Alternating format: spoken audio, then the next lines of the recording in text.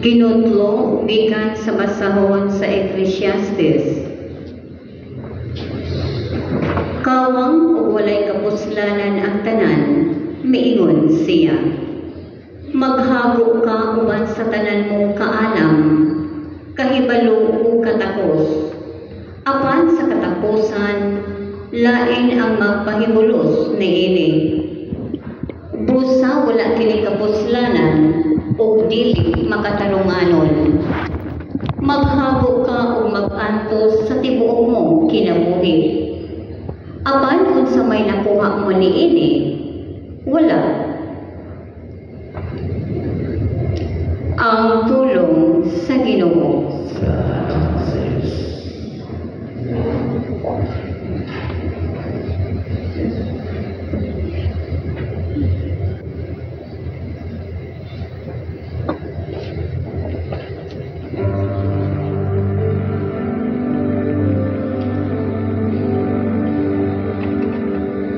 Sa tanang panahon, O Ginoo, Ikaw ang among dalampagan. Sa tanang panahon, O Ginoo,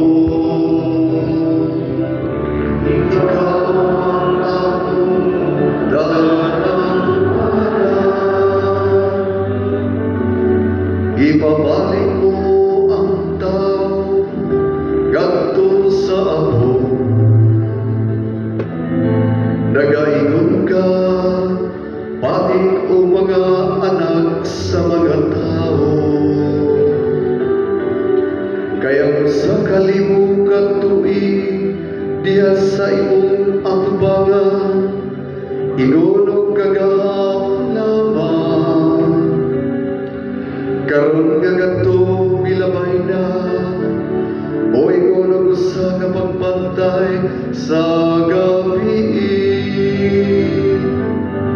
Sa tanang panahon, O Ginoo, Ikaw ang among dalampagan. Gitapos mo sila diya sa ilang paghikatulog. Sa sunod nga buntag sama sila sa mabalino-balili. Nga sa kadlawon mo giti pag-usan. Apan sa pagkagabi, malaya o malaran. Sa tanang panahon, O Ginoo, Ikaw ang among dalampagan. Tudloy kami sa matarong nga pag-isip sa among mga adlaw. Aron makakapot kami o kinaadma sa kasing-kasing. Balik na, O Ginoo, kanos apan. Kaloy ang imong mga sulugod. Sa tanang panahon, O Ginoo, Ikaw ang among dalampagan. Sa pagkabundag, pun-a kami sa imong kaloob. Aron masinggit kami sa kasadya ug kalipay sa tanan namong mga adlaw. Ang mahigupang pag-auma sa Ginoo nga atong Dios maatuuntan. Magbalangko sa buhat sa atong mga gamot, alam ka nato. Magbalangko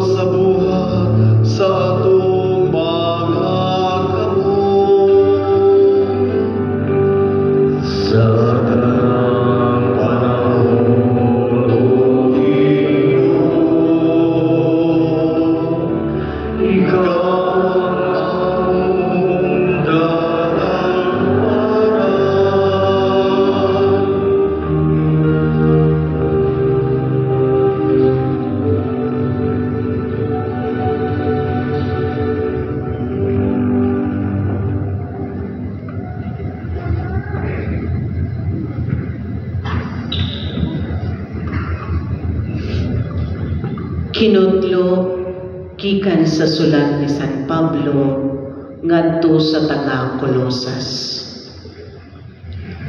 Sanglit gibanhaw naman kamo uban ni Kristo, tinguhaa ang mga butang nga atuas sa langit, diin naglingkod si Kristo sa iyang trono sa tuo sa Dios. Huna-hunaa ang mga butang langit nun, dili ang yutan-on. Kay namatay na kamo, ug ang inyong kinabuhi natago uban ni Kristo diha sa Dios. Ang matuod ninyong kinabuhi mao si Kristo, ug inigpakita niya, makita usab kamo uban kaniya, ug moambit sa himaya niya. Busa, patyan ninyo ang mga kaibo nga kalibutanon nga anaa kaninyo, sama sa pagpakikhilawas, kalawayan, kaulang, daotang kailibgon o kahakog. Kay ang kahakog usa ka paagi sa pagsimba sa Dios-Dios. Ayaw kamo pamakak, kay gihubo na ninyo ang inyong daang pagkatao uban sa iyang kinaiya, ug isulob na ninyo ang bag-ong pagkatao. Mao kini ang bag-ong tao nga gibag-o kanunay sa Dios nga iyang magbubuhat, sumalak sa iyang kaugalingong dagway, aron masayon kamo sa hingpit mahitungod sa Dios. Tungod niini wala tay Hudiyo o dili Hudiyo, mga tinuli o dili tinuli, mga luog, mga langyaw, mga ulipon o dili ulipon, kay si Kristo mao ang tanan o anaa sa tanan.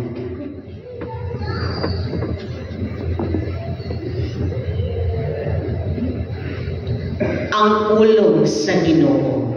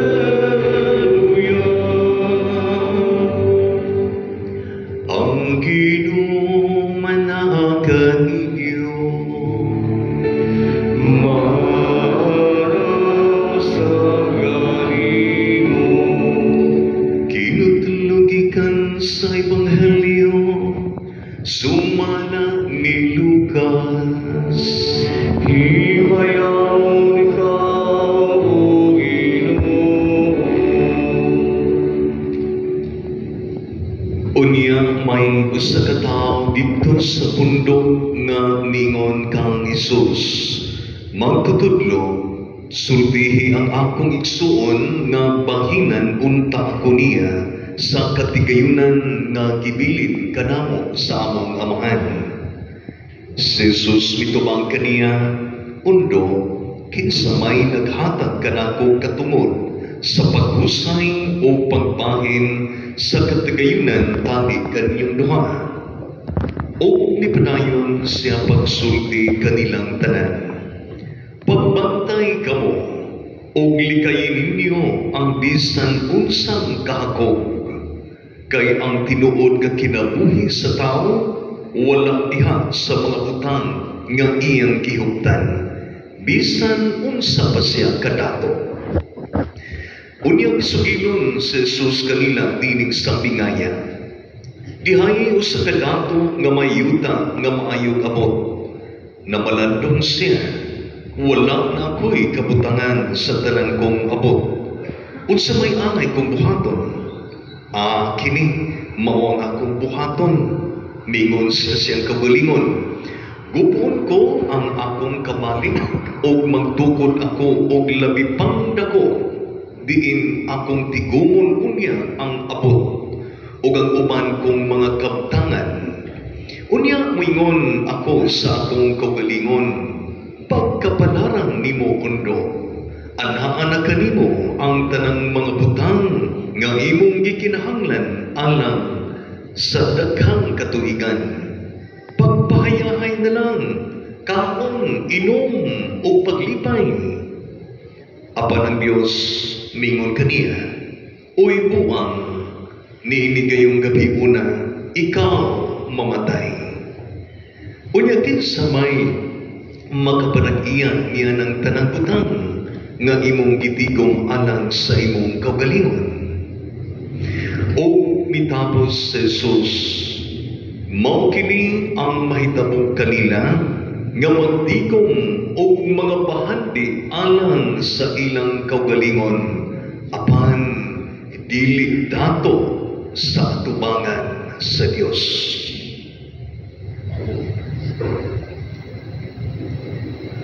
Ang Ebanghelyo sa Ginoo, dayon ikaw, O Kristo.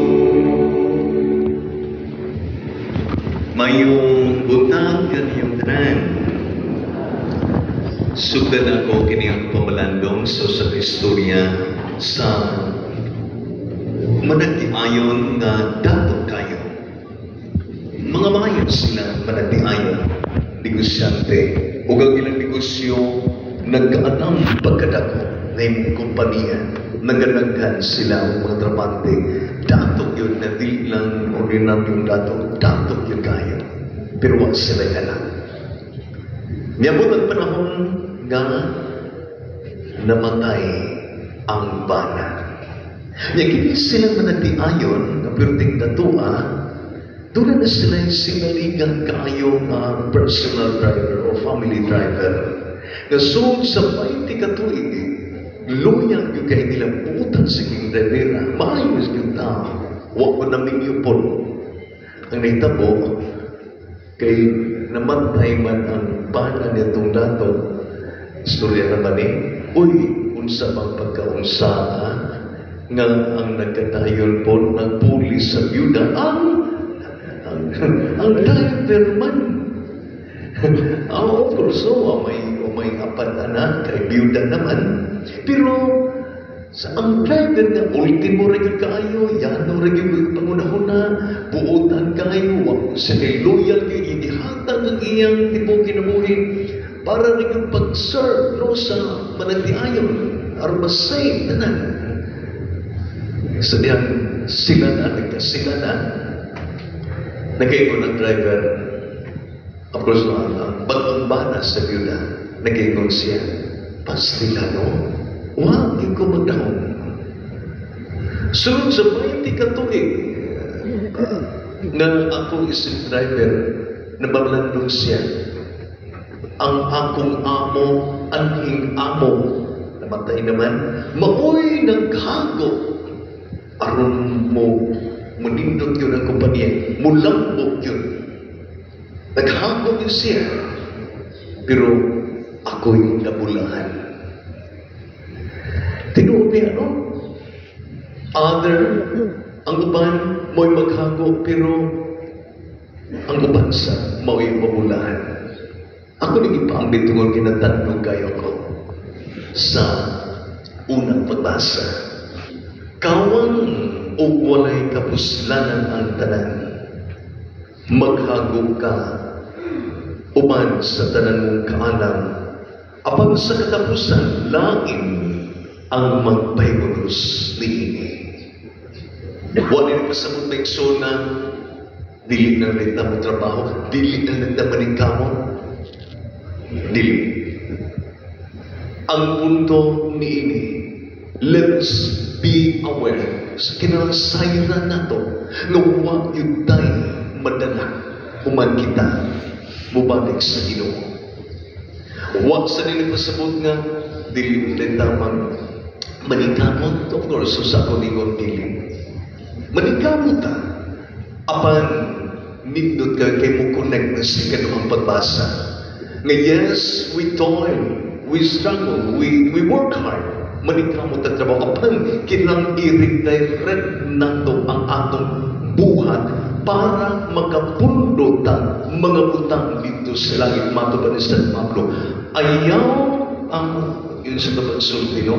Timuhaan ang mga butang langit nun, dili ang mga butang yutan-on.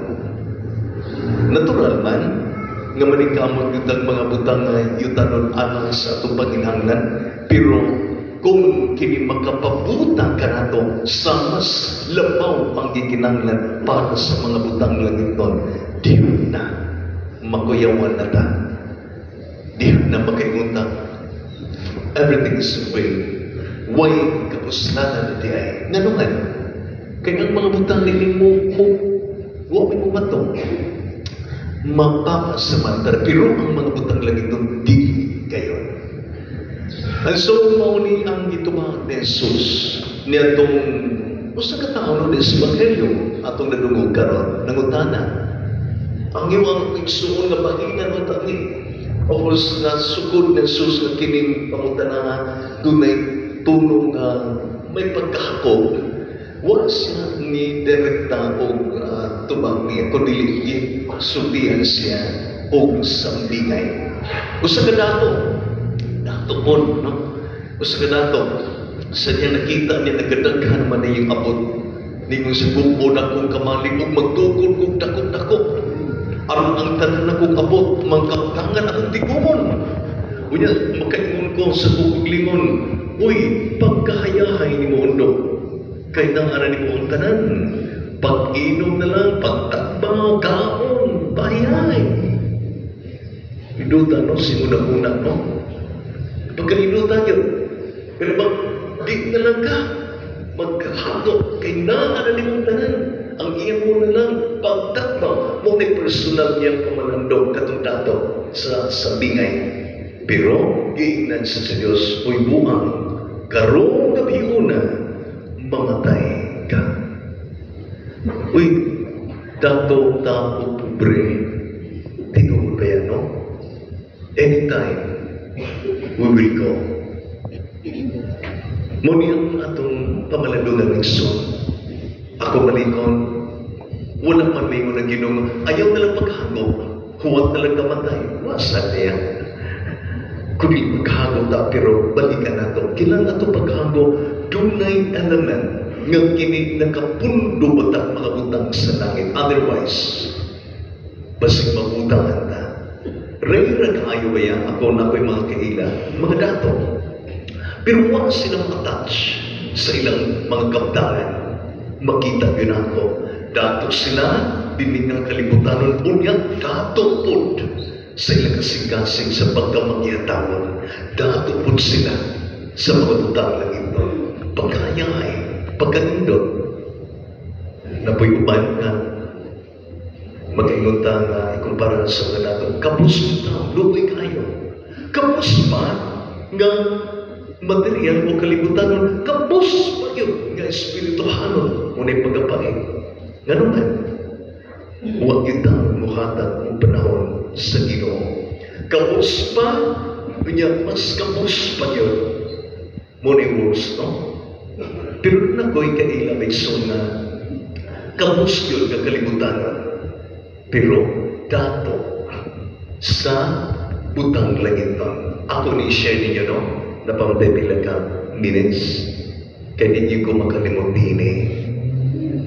O ako na paring 99 days pa to. ang kura paroko sa Santa Fe, Bantayan Island, no?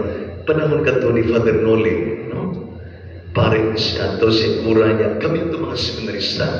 During the time, doon ay kita mo summer exposure, dito Then, ang iyang pabaaki nga, iyaming papuyon o mga balay-balay sa nilaking mga barangay. Nya, buhat na mo mauni with this instruction. Nag-ingon siya na, okay, within 20 days man to among summer exposure siya, bisitaha ang sakop anang barangay. Naiiniban ninyo nga guide asa mo saka kinsa yung sakop na balay kay aron magkailang mo kay kana mong sa tabi that time 50% ang lipay, 50% Katoliko aron makatultol mo kinsa mga Katoliko doon ay mag-guide ninyo. Doon man ang istorya, muadto din ako ang katong mag-guide ako. Usang katekista, ginanglan o Aida. Mabdos during that time. Mabdos, mga hapit na mga anak to siya, 7 months or 8 months na ang Indian.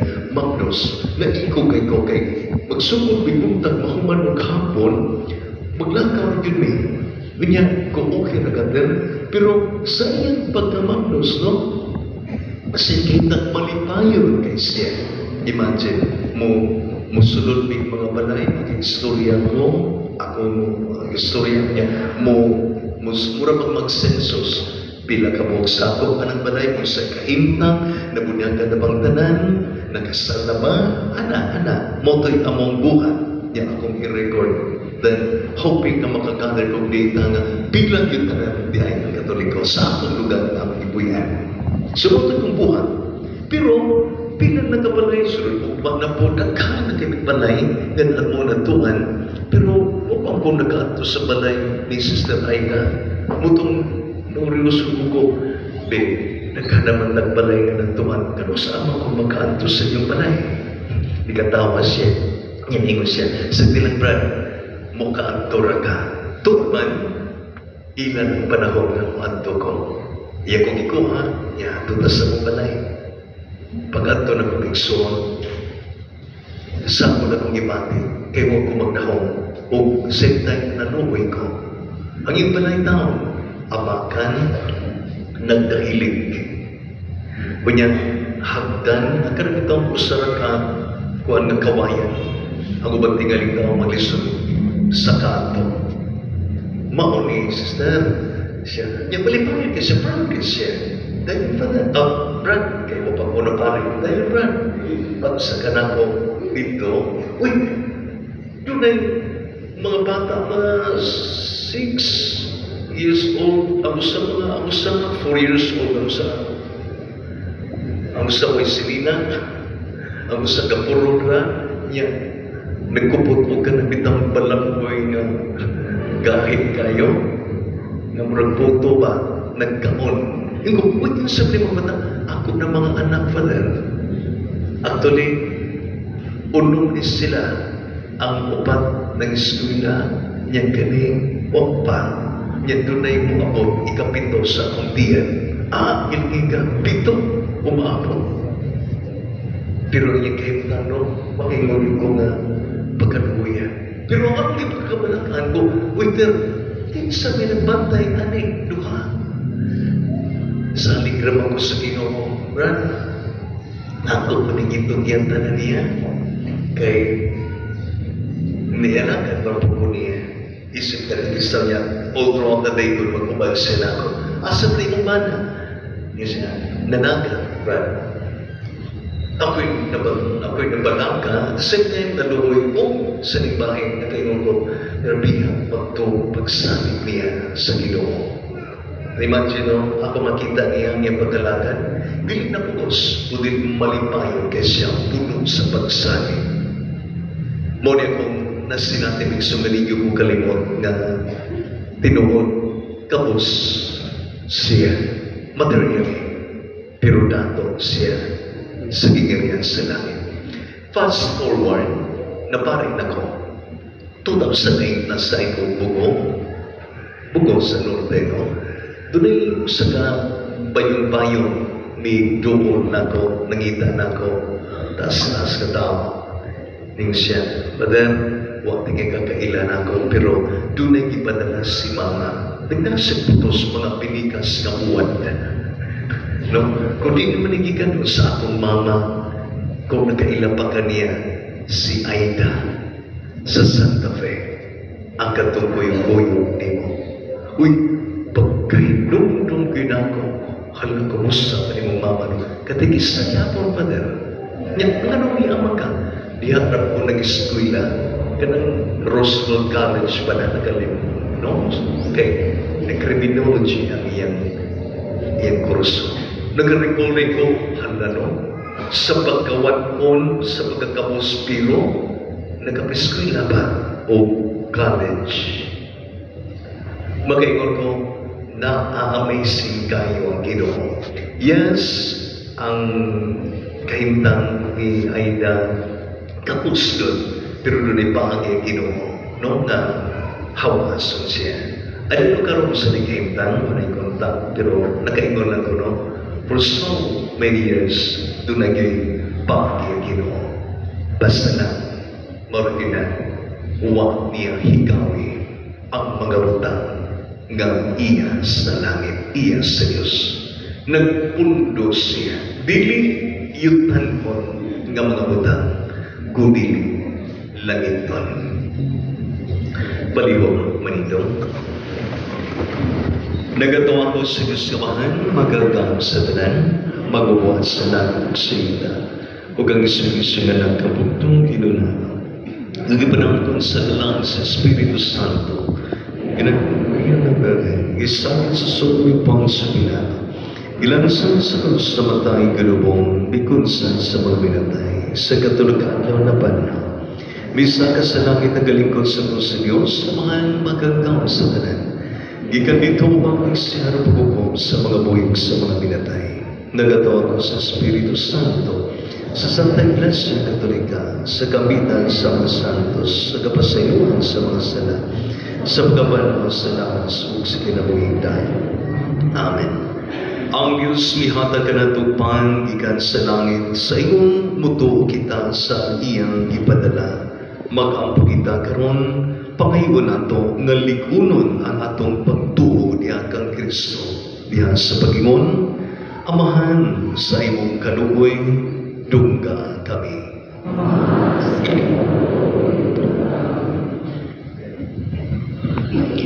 Nga ang simbahan sa tibuok kalibutan mamahimong epektibong ilhanan sa dalan paingon sa walay katapusang kalipay ug sa kinabuhing tunhay. Mag-ampo kita sa Ginoo. Nga pinaagi sa ilang pagsalikway sa kabangis, aging paghusay sa mga kasungian, ang mga kanasuran makabaton sa tinuod nga kalinaw. Mag-ampo kita sa Ginoo. Nga ang mga pangulo sa kanasuran mupakanaog og mga palisiya nga kanunay magtuboy sa kaayuhan alang sa tanan. Mag-ampo kita sa Ginoo. Nga diha sa ilang paginahanglan, ang gugma ni Kristo muhupay sa mga masakiton, sa mga nabugatan sa ilang mga kalisdanan o sa mga naguol. Mag-ampo kita sa Ginoo.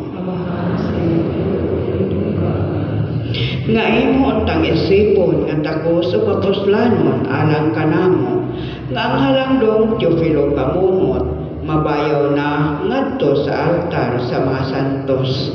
Mag-ampo kita sa Ginoo. Nga ang mga nangamatay makasulod na sa puloy-anan nga giandam sa Ginoo alang kanila. Mag-ampo kita sa Ginoo.